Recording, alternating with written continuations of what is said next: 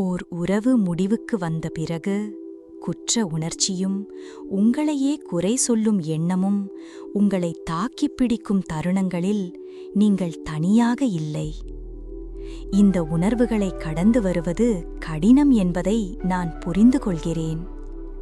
ஆனால் சுய மன்னிப்பு என்பது ஒரு கணம் நிகழும் மந்திரம் அல்ல, அது படிப்படியாக மலரும் ஒரு பயணம். இந்த பயணம் உங்களை நீங்களே அன்புடன் கருணையுடன் அணுகுவதில் தொடங்குகிறது.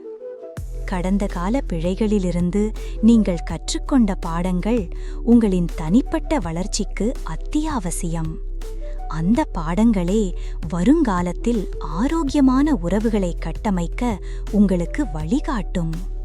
உங்களை நீங்களே மன்னித்துக் கொள்வதன் மூலம் மட்டுமே நீங்கள் வலிமையையும் புதிய நம்பிக்கையையும் உண்மையான நிம்மதியையும் கண்டடைவீர்கள். இந்த செயல்முறைக்கு நேரம் ஒதுக்குங்கள். ஒவ்வொரு அடியும் உங்களை மேம்படுத்தும்.